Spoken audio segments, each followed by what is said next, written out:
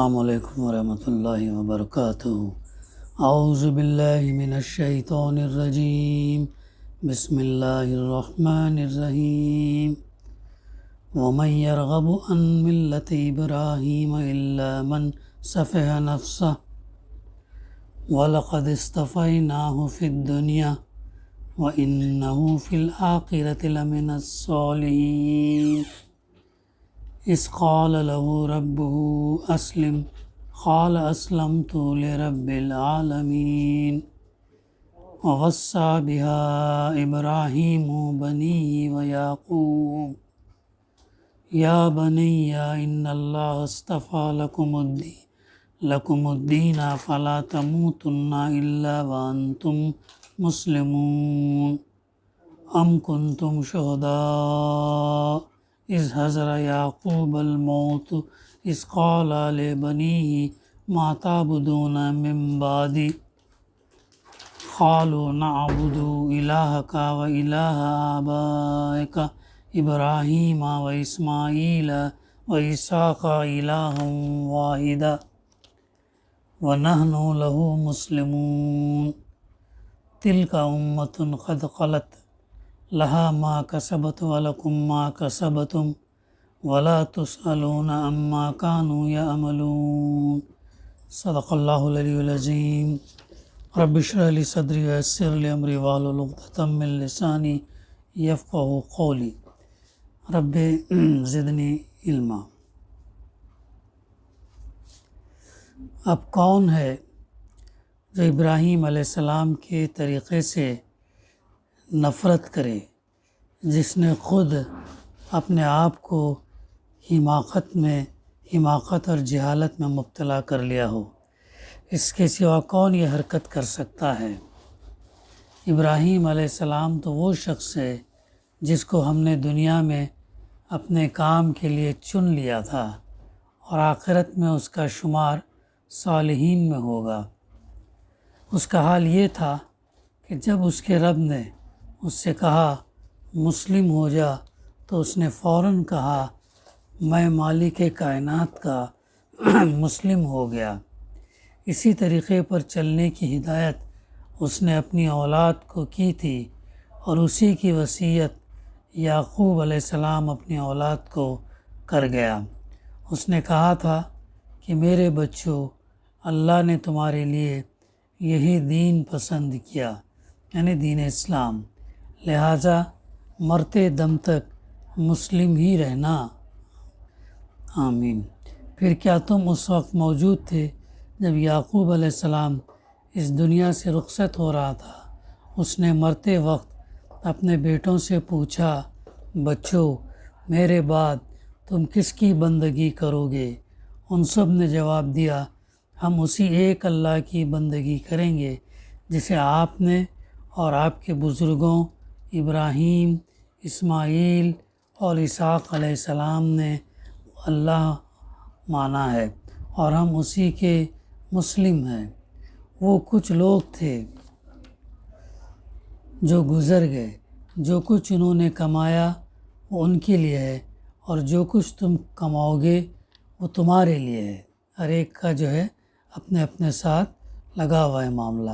جو کچھ گزرے ہوئے لوگوں نے کمایا وہ ان کے لیے اور جو کچھ ہم کمائیں گے وہ ہمارے لیے۔ تم سے یہ نہ پوچھا جائے گا کہ وہ کیا کرتے تھے۔ بہت اہم بات، بہت اہم آیتیں ہیں جس کے اندر ابراہیم علیہ السلام، یعقوب علیہ السلام کی وصیت کا تذکرہ آ رہا ہے اور صاف صاف بتا دیا گیا کہ ہر شخص اپنے اعمال کا ذمہ دار ہے۔ جو کچھ وہ کرے گا اس کا جواب اس کو دینا ہوگا، دوسروں کے بارے میں اس سے نہیں پوچھا جائے گا۔ تو اب اس کی تفسیر کا ہم مطالعہ کرتے ہیں۔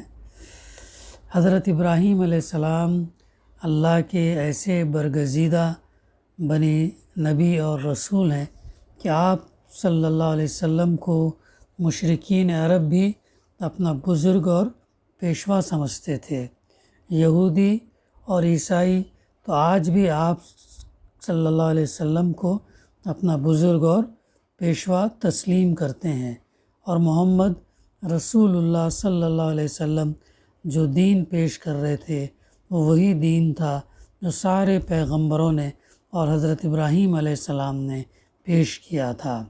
آپ صلی اللہ علیہ وسلم کی دعوت دین ابراہیمی اور ملت ابراہیمی کی طرف تھی۔ اپنی دعوت اور پیغام کے لیے محمد رسول اللہ صلی اللہ علیہ وسلم قرآن مجید پیش کر رہے تھے، جو حسب موقع اور حسب ضرورت مسلسل آپ صلی اللہ علیہ وسلم پر اتر رہا تھا۔ قرآن میں دعوت اسلامی کے نکات، توحید، رسالت اور آخرت کے لیے اگرچہ ہر طرح کے دلائل سے کام لیا جا رہا تھا، مگر یہاں دعوت اسلامی کے حق ہونے کے لیے اور اس کی طرف متوجہ کرنے کے لیے ایک نفسیاتی اور جذباتی انداز اختیار کیا گیا کہ ابراہیم علیہ السلام کی شخصیت تو متفق علیہ شخصیت ہے، یعنی دنیا کے 3 بڑے مذاہب ہے، ان تینوں کے پیشوا ابراہیم علیہ السلام ہے۔ ابراہیم علیہ السلام سے یہودیت نکلی اور ابراہیم علیہ السلام کی نسل سے نصرانیت، پھر بعد میں اللہ کے رسول صلی اللہ علیہ وسلم۔ تو گویا آپ جو ہے تینوں کے پیشوا ہیں۔ تم میں سے کون ہے جو ان کی سچائی، دیانتداری، اعلیٰ کردار، حق کے لیے ان کی قربانیاں، اس مثالی کردار سے انکار کر سکے؟ کون کر سکے گا؟ اور اللہ تعالیٰ نے ہر انسان جن چیزوں سے محبت کرتا ہے ان تمام سے اللہ تعالیٰ نے ابراہیم علیہ السلام کو آزمایا، اور ہر آزمائش میں جو ہے وہ ثابت قدم رہے۔ تو اسی لیے پھر اللہ تعالیٰ نے آپ کے جو ہے درجات بلند کر دیے اور آپ کو پیشوا بنایا اور آپ کو خلیل اللہ کا لقب دیا۔ تو یہ وہ چیزیں جو ہے آپ کو عطا کی گئیں ابراہیم علیہ السلام کو۔ ہاں، کون انکار سکے؟ ہاں، جو بیوقوفی میں مبتلا ہو وہ ضرور ایسی حرکت کر سکتا ہے، کیونکہ ان سے محبت کا دعویٰ کرنا، ان کی عظمت کا قائل ہونا اور ان کے مذہب اور ملت سے انکار کرنا، دونوں میں کوئی نسبت نہیں ہے۔ اس طرح خود ان کے وجدان کو جھنجھوڑ کر رکھ دیا گیا ہے، سوچنے پر مجبور کیا گیا ہے، ان کی مسلمہ شخصیت کو پیش کر دیا گیا کہ ان کو اگر مانتے ہو تو ان کے دین کو بھی مانو۔ محمد رسول اللہ صلی اللہ علیہ وسلم دین ابراہیمی ہی تو پیش کر رہے ہیں۔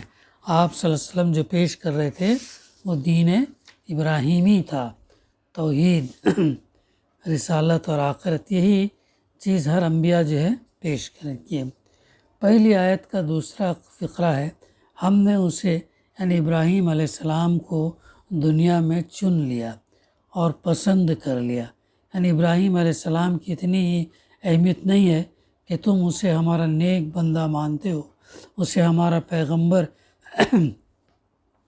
تسلیم کرتے ہو،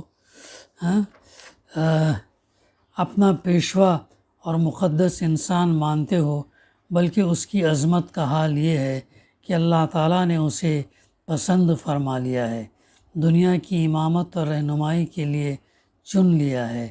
اسی آیت کا تیسرا فقرہ ہے، یقیناً وہ یعنی ابراہیم علیہ السلام آخرت میں اللہ کے نزدیک نیک اور صالح بندوں میں شمار ہوگا، یعنی وہ اس دنیا سے لے کر اس دنیا تک کامیاب اور اللہ کا محبوب ہے، اور یہ دین جو محمد صلی اللہ علیہ وسلم پیش کر رہے ہیں یہی اس کا فکر اور نظر تھا، اسی کی تعلیم پر وہ کاربند تھا، یہی پیغام ابراہیم علیہ السلام کا پیغام تھا، اسی دین پر عمل کرنے اور اس کی علمبرداری میں زندگی کھپانے کی وجہ سے وہ آخرت میں صالحین میں شامل ہوگا۔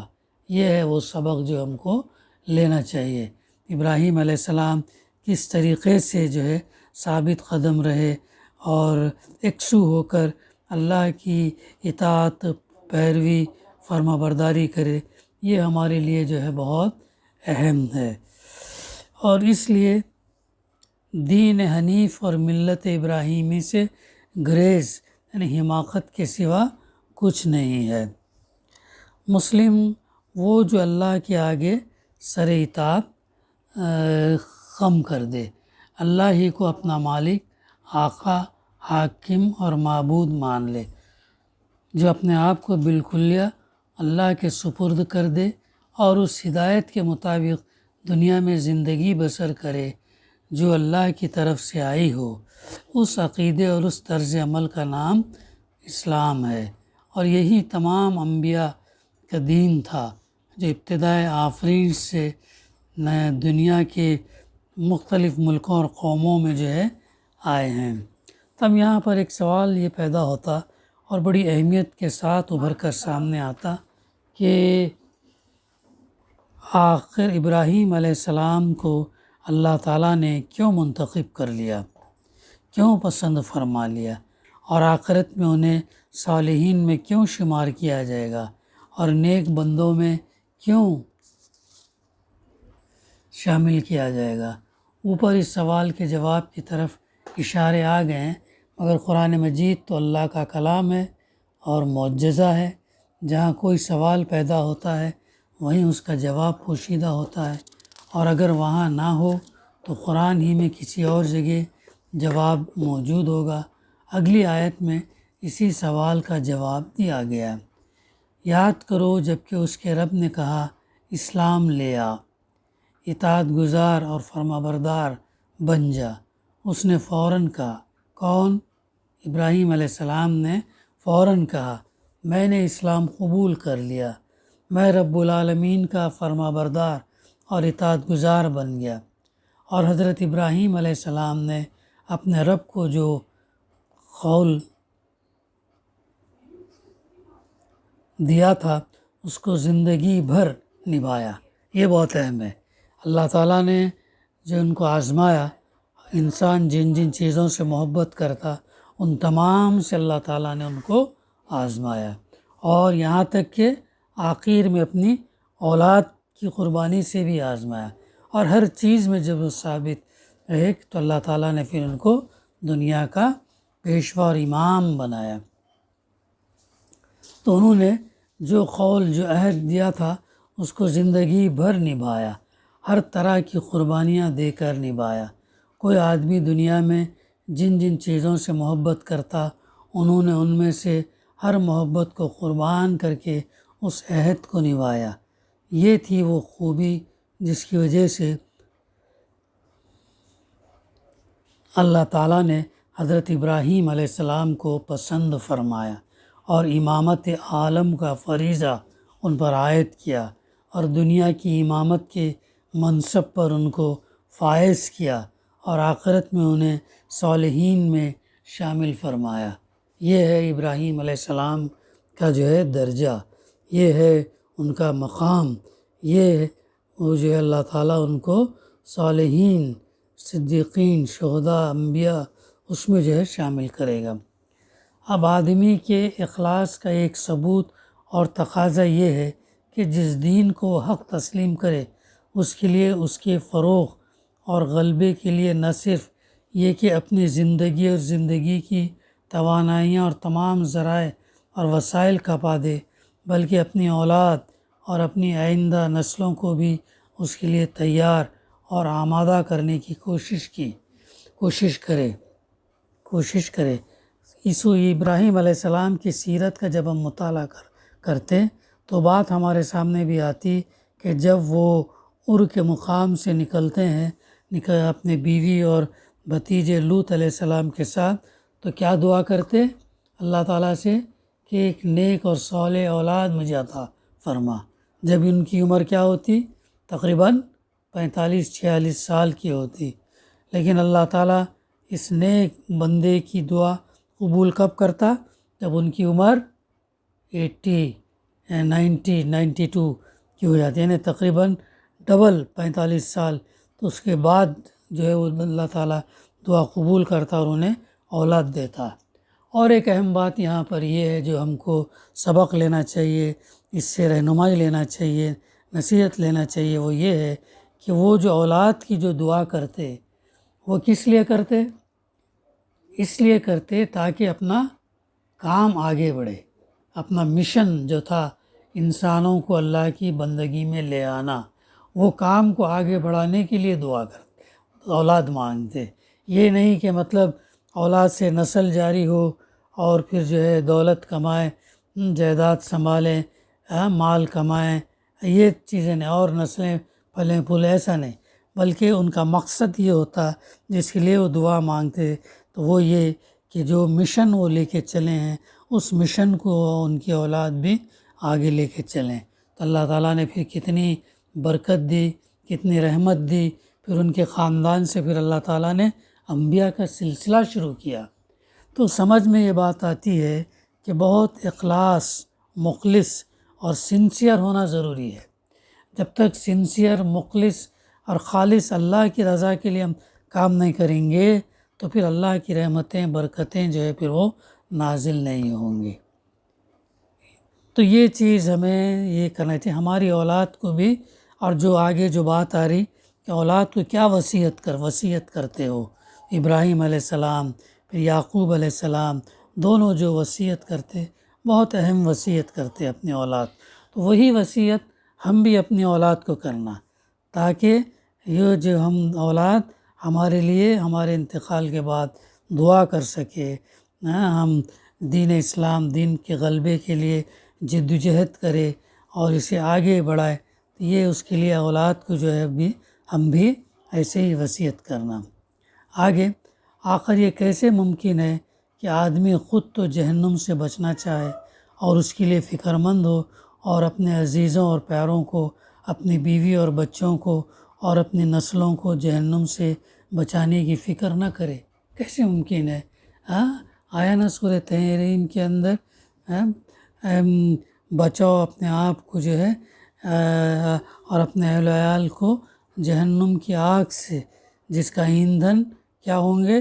انسان اور پتھر ہوں گے۔ تو اپنی فکر کے ساتھ ساتھ اپنے خاندان، اپنے بیوی بچوں اور خاندان کی بھی فکر ہونا چاہیے، یہ نہیں کہ اپنا اپن کر لیے، اپنے نمازیں پڑھ لیے، اپنے تلاوتیں کر لیے، اپنے کر لیے، نہیں، بلکہ یہ جو میسیج ہے، یہ جو پیغام ہے قرآن مجید کا، یہ جو اسلام کی تعلیمات ہے، وہ ٹرانسپائر ہونا چاہیے اپنی اولاد میں، پھر اولاد سے پھر در اولاد کے اندر جو ہے وہ جانا چاہیے، تاکہ وہ بھی جو ہے جہنم کی آگ سے بچے، اور دعا بھی کرتے رہنا چاہیے۔ سب سے پہلے اپنے لیے دعا کریں، پھر اپنے گھر والوں کے لیے دعا کریں، پھر ماں باپ، خاندان، پھر جو ان سب کے لیے کہ اللہ تعالیٰ آخرت کے دن جو ہے ہمیں دوزخ کی آگ سے بچا۔ تو ظاہر ہے اس دوزخ کی آگ سے جب ہم بچ جائیں گے تو آٹومیٹکلی پھر ہم کہاں جائیں گے؟ جنت میں جائیں گے۔ تو یہ ہر نماز میں جو ہے ہم کو اس کی دعا کرنی چاہیے کہ اللہ تعالیٰ سے دعا کرنی چاہیے جہنم کے سے بچانے کے لیے۔ چنانچہ پھر آگے اگلی آیت نمبر 132 میں اسی بات کا تذکرہ ہے کہ ابراہیم علیہ السلام یعنی اللہ کی اطاعت و فرمانبرداری کی وصیت کی، اور حضرت یعقوب علیہ السلام نے بھی اپنی اولاد کو اسی کی وصیت کی، کیا کی؟ اے میرے بیٹو، کتنا اہم ہے، کتنا زبردست جو ہے ہمارے لیے لیسن ہے، اور ہمیں جو ہے اس کو عمل میں لانا چاہیے۔ اے میرے بیٹو، یقیناً اللہ تعالیٰ نے تمہارے لیے خاص نظام زندگی، اللہ کی اطاعت اور فرما برداری کا نظام، دین حق منتخب فرما لیا۔ تم ہمیشہ زندگی بھر اس پر کاربند رہنا۔ کیا وصیت کر رہے اولاد کو؟ کہ زندگی بھر اس پر کاربند رہنا، اس پر جمے رہنا، استقامت اختیار کرنا، اس کے فرما بردار بنے رہنا، ہمہ پہلو اس کی اطاعت کرتے رہنا، حتیٰ کہ تمہیں جب بھی موت آئے تو اسی حالت میں آئے کہ تم اس کے فرما بردار ہو۔ بہت اہم بات ہے، یہ دعاؤں میں ہمیں یہ شامل کرنا کہ موت ہمیں اس حالت میں آئے کہ ہم ایمان والے ہوں، ہم مسلم کی حالت میں ہمارا انتقال ہو، اور نفاق سے بچنے کی دعا مانگنا، ریا، دکھاوا، نام نمود، شہرت سے بچنے کی دعا مانگتے رہنا، اللہ کو جو بھی ہم عمل کریں اللہ کو راضی کرنے، خوش کرنے کے لیے، تو تم اس کے فرما بردار ہو۔ مگر آگے کیا ہوا؟ بنی اسرائیل طرح طرح کی اخلاقی خرابیوں میں مبتلا ہو گئے تھے، حتیٰ کہ شرک میں بھی مبتلا تھے، اور اپنی کمزوریوں کو حضرت یعقوب علیہ السلام جیسے پیغمبروں کی طرف منسوب کرتے تھے، محض اس لیے کہ اپنی بد کرداری پر پردہ ڈالا جا سکے یا اپنی بے عملیوں اور بد عملیوں کے لیے جواز پیدا کیا جا سکے۔ اس ذہنیت کی اصلاح کے لیے اگلی آیت میں فرمایا، کیا حضرت یعقوب علیہ السلام کی جاں کنی کے وقت تم موجود تھے جب انہوں نے سوال کیا تھا، اے میرے بیٹو اور اے میرے بچوں، میرے بعد تم کس کی پوجا، پرستش، عبادت اور بندگی اور غلامی اور اطاعت کرو گے؟ کس نے سوال کیا؟ ابراہیم علیہ السلام نے بچوں سے سوال کیا۔ کتنا امپورٹنٹ ہے، دیکھو کیسی رہنمائی ہے ماں باپ کے لیے، ان سے بچوں سے کیسا، اور اے میرے بچوں، میرے بعد تم کس کی پوجا، پرستش، عبادت اور بندگی، غلامی اور اطاعت کرو گے؟ تو سب نے ایک زبان ہو کر کہا تھا، ہم آپ کے الہ، آپ کے رب کی عبادت کریں گے۔ سب نے کہا ہم کریں گے، اور ہم تو اب بھی اسی کی عبادت گزار، وفادار اور فرما بردار ہیں۔ یہاں یہ سوال پیدا ہوتا کہ حضرت یعقوب علیہ السلام نے زمین، جائیداد، گھر، مکان، دھن دولت کسی کے متعلق بھی نزاع کے عالم میں اپنے بیٹوں کو کوئی وصیت نہیں کی۔ یہ بھی کتنا امپورٹنٹ پوائنٹ ہے، دیکھو اب ظاہر ہے ان کے پاس مال تھا ہی نہیں، جائیداد تھی نہیں، اور دوسرے کوئی دنیا کی آسائش والی چیزیں تھی نہیں، تو کیا وصیت کر دے؟ تو اس کے بارے میں بولے نہیں، میں اتنا مال رکھا ہوں، یہ زمینیں ہیں، وہ یہ، ایسا نہیں، بلکہ انہوں نے جو یہ کی کہ کس کی عبادت، پوجا، پرستش، اس کے اوپر زیادہ زور دیا، اللہ کی بندگی پر زیادہ زور دیا۔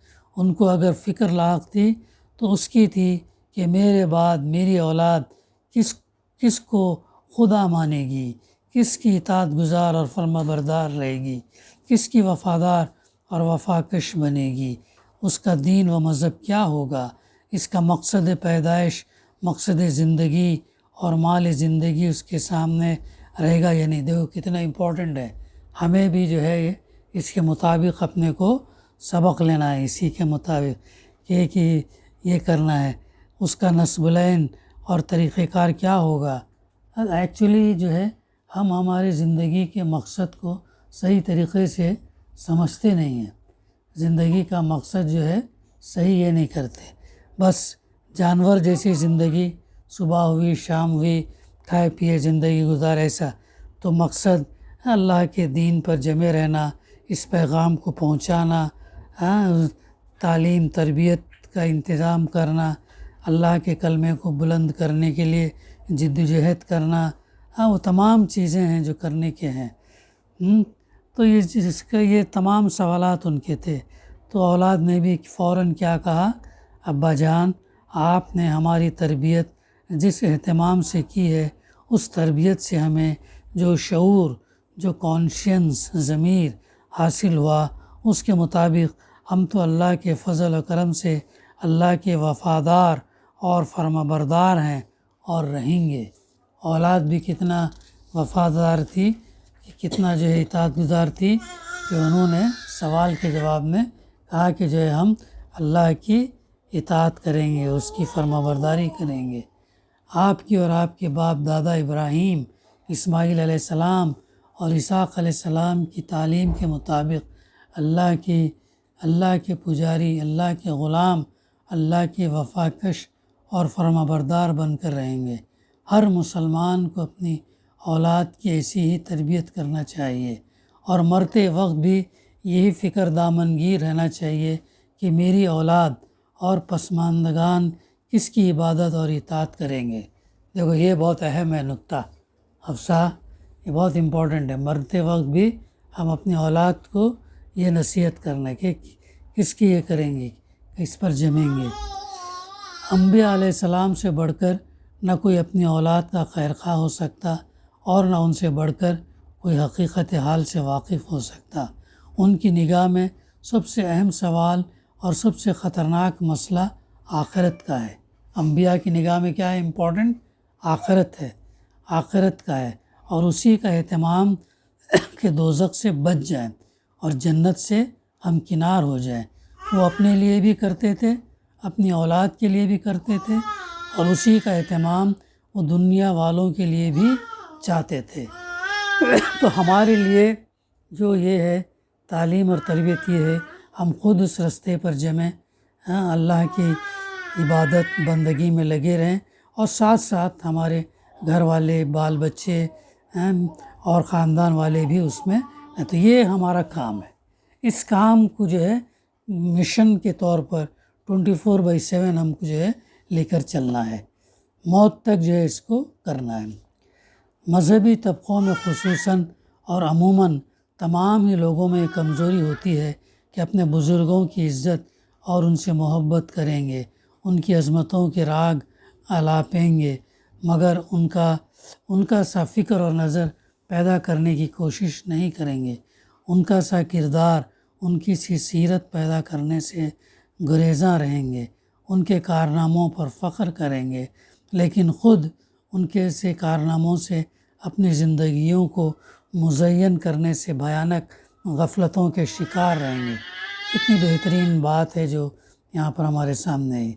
یہی حال جو ہے بنی اسرائیل کا ہو گیا تھا، اور اب یہی حال کیا ہو رہا ہے؟ مسلمانوں کا ہو گیا ہے۔ اسی قسم کی بیماری کا علاج کرنے کی کوشش اس طرح کی گئی کہ آیت 134 میں فرمایا، وہ ایک جماعت تھی جو گزر گئی، ان کی کمائی ان کے لیے، ان کی کمائی کا کوئی حصہ تمہیں نہیں مل سکے گا، تمہارے لیے تو تمہاری اپنی کمائی ہے، تمہیں تو اپنا فکر اور نظر، اپنا اخلاق اور کردار، اپنی معاشرت اور سماجی زندگی، اپنی روزی اور روزگار، اپنی سیاست اور اجتماعیت، اپنی انفرادی، نجی، گھریلو، قومی، ملکی زندگی اور اپنا سب کچھ سدھارنے اور سنوارنے کی فکر ہونا چاہیے، کیونکہ تمہارا اپنا ایمان اور عمل صالح ہی تمہاری کمائی ہے۔ یہی ہماری کمائی ہے، اور یہی ہمارا مقصد زندگی بھی ہونا چاہیے۔ باقی کی چیزیں تو سیکنڈری ہے، اور جیسے جیسے ہم زندگی گزاریں وہ آتے رہیں گے، ملنا ہے ملیں گے، نہیں ملنا ہے نہیں ملیں گے۔ تمہیں اپنی صحیح اور عمل کی جواب دہی کرنا ہوگا، تمہیں جو ہے اپنی کوشش اور عمل کا تم کو جواب دینا ہوگا۔ اپنے بزرگوں کے متعلق جواب دہی تمہیں نہیں کرنی۔ ہمارے جو بزرگ گزر چکے ہیں، ہمارے اسلاف کے بارے میں، ان کا جو ہے ہمیں کوئی جواب دینا نہیں ہے۔ بزرگوں کی بزرگی اور نیک عملی بزرگوں ہی کے کام آئے گی، تمہارے کام نہیں آئے گی۔ یہ بہت اہم آیتیں تھیں جو ہم بار بار اس کو پڑھیں، سمجھیں، سنیں، عمل کریں اور پہنچائیں۔ دعا ہے کہ اللہ سبحانہ وتعالی ہمیں کہنے سننے سے زیادہ صحیح سمجھنے اور اس پر عمل کرنے کی توفیق عطا کرے۔ ربنا تقبل منا انک انت السمیع العلیم وتب علینا انک انت التواب الرحیم۔ صلی اللہ تعالی علی خیر خلقہ وعلی آلہ وصحبہ اجمعین والحمد للہ رب العالمین۔